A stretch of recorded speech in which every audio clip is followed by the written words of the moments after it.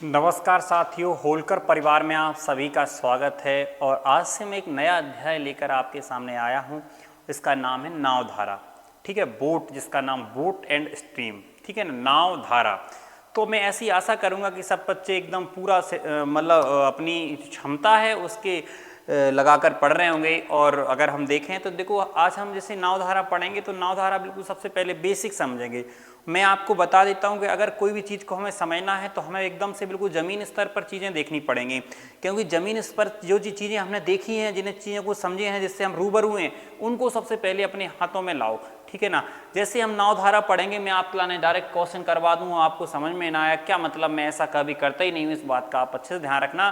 तो सबसे पहले सभी बच्चों को एक बात समझाऊंगा कि सभी लोग सबसे पहला काम करना हम लोगों के लाने कि जो हमारे ज़िंदगी में जैसे नावधारा, कहाँ नाव चलती है, कहाँ धारा का मतलब क्या होता है, नाव का मतलब क्या होता है, कैसी स्थितियां बन सकती हैं, सारी स्थितियों को समझना है। तो बेटा मैं आपसे कहूँ एक बात खिलाने कि जब हम नाव धारा पढ़ें तो सबसे पहले मुझे जो बताओ, हम अपनी नाव खिलाने पानी में तैराएं कि नहीं तैराएं। ठीक है ना।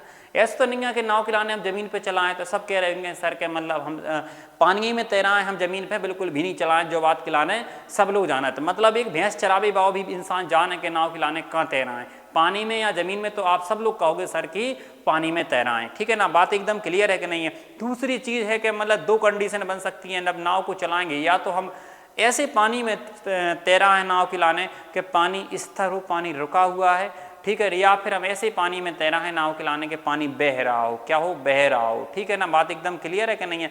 ये बातें वे भी व्यक्ति समझ रहे होंगे जिनने बिल्कुल आज तक कोई चीज़ देखी नहीं है, वे सारी चीज़ें समझ रहे होंगे कि हमें पता है पानी दो ही तरीके से हो सकता है, या तो तालाब में पानी स्थिर रहता है, या हम कहें झील का भी पानी स्थिर रहता है, या हम कहें कुआं का भी पानी कैसा होता है, स्थिर होता है। और अगर मैं तुम्हें गाँव स्तर की बात करूँ, पोखरिया का पानी भी कैसा होता है, स्थिर होता है। कैसा होता है, स्थिर होता है। लेकिन अगर मैं तुमसे कहूँ कि एक नाले की बात करूँ, एक नदी की बात करूँ, एक मतलब बड़ी नदी की बात करूँ, एक सहायक नदी की बात करूँ, जैसे हमारे बगल में एक नदी निकली हुई है, महुअर नदी है, वो एक नदी निकली हुई सिंध नदी, और जैसे एक पूरे भारत की सबसे बड़ी महत्वपूर्ण नदी, सबसे बड़ी जो हमारी गंगा नदी निकली हुई है। तो हमें पता है गंगा नदी पानी बह रहा है ना गंगा नदी में, लेकिन हम तालाब की बात करें, या हम कुएं की बात करें, या पोखरिया की बात करें, या पोखरा की बात करें, इनमें सब में पानी कैसा है, स्थिर है। तो पानी का है दो तरीके से हो सकता है। एक तो कैसा कह सकते हैं कि स्थिर जल में नाव तैर सकती है, क्या कह सकते हैं, स्थिर जल या फिर शांत जल। थोड़ा सा वर्णन पे हमें ध्यान देने हैं कि हम कैसे कर सर के मतलब, या तो हमारी नाव शांत जल में तैरेगी, या स्थिर जल में तैरेगी, या फिर हम कहें कि पानी बह रहा हो उसमें तैरेगी। अब एक चीज़ को और समझने हैं कि अगर जैसे मान लो कि बेटा कि जब हमारी नाव शांत जल में तैर रही हो तो पानी उसमें धक्का नहीं देगा। देगा क्या बताओ, नहीं देगा। आप कहोगे सर शांत जल में हमारी नाव, जितनी नाव में ताकत होगी उसी चाल से चलेगा, मतलब जिस चाल से, जो चाल नाव के अंदर होगी उसी चाल से हमारी नाव आगे बढ़ेगी। लेकिन जब हमारी नाव नदी में कूदती है तो उसमें होता क्या है बेटा कि जब हमारी नाव नदी में कूद जाती है ना, तो उसमें ऐसा होता है कि पानी, जैसे ऐसे समझो कि जैसे मान लो कि हमने आपसे कहा बेटा कि यहाँ पे जैसे मान लिया है हमारा क्या है, एक तालाब है, या हम कहें कि नदी है, नदी में हमारी ये क्या है, नाव है, ये सब नाव है हमारी। ठीक है ना। अब आप ही बता दो कि मतलब हमारी जैसे मान लो जी हमारी नाव है, जी नाव इधर को जा रही हो, पानी इधर को तैर रहा है, तो पानी देगा इधर को धक्का और नाव देगी इधर को धक्का। अगर जैसे अभी बरसात के टाइम पे हमें पता है कि सब जगह नदियाँ बहुत ज़्यादा मतलब अपनी जो पूरी क्षमता है, अब कहें उफान है, जो मतलब ऊपर से नदियाँ जा रही हैं, उस टाइम पर अगर हमने किसी को कुदा दिया तो उसके लाने हमारी नदी बहवा के ला जाएगी। तो कुल मिला के हमारे लिए मतलब अगर नदी में तैरना है तो हमारे नाव की चाल ज़्यादा होना चाहिए और पानी की चाल कम होना चाहिए, मतलब पानी में ताकत कम होना चाहिए और नाव में ताकत ज़्यादा होना चाहिए। बस समझ लाने बेटा, जो समझने कि जैसे पानी अगर ऐसा जा रहा हो, ठीक है, और नाव भी ऐसी जा रही, तो ऐसी स्थिति में दोनों की चालें बेटा जुड़ जाएं। का हो जाए, दोनों की चालें जुड़ जाएं। कौन कौन की, नाव की और धारा की।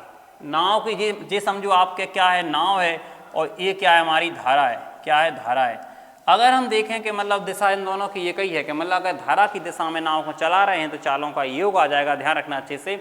और अगर हमें पता है कि धारा ऐसे जा रही है और नाव हमारी ऐसी तैर रही है, ऐसी स्थिति में चालें घट जाएं, मतलब आपके अवसर चालों में क्या लेने पड़े, हमें अंतर लेने पड़े। क्या लेने पड़े, अंतर लेने पड़े। ये बातें निकल आने आपको बहुत अच्छे तरीके से समझने पड़े, ठीक है ना।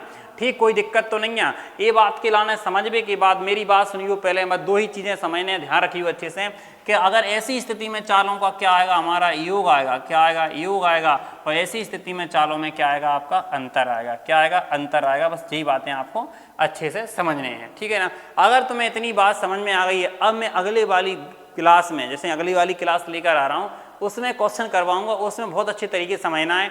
बस हमें लैंग्वेज पढ़ना है, लैंग्वेज पढ़ पढ़ कर क्वेश्चनों को करेंगे। अगर आप लैंग्वेज को समझ गए मतलब क्वेश्चन बड़े आराम से हल कर सकते हैं।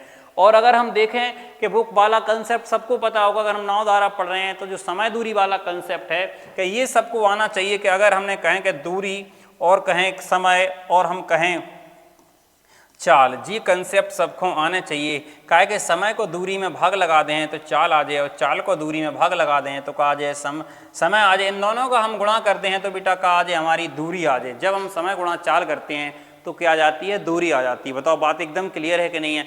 अगर बात आपको समझ में आई, जितनी मैंने भाषण यहाँ दिया है, तो मैं ऐसी आशा करूंगा कि अगर आप नए चैनल पर नए हो तो चैनल को सब्सक्राइब कर लेना और वीडियो को लाइक शेयर कर देना। फिर मिलते हैं नेक्स्ट वीडियो में, तब तक के लिए जय हिंद। सभी के लिए भारत माता की जय।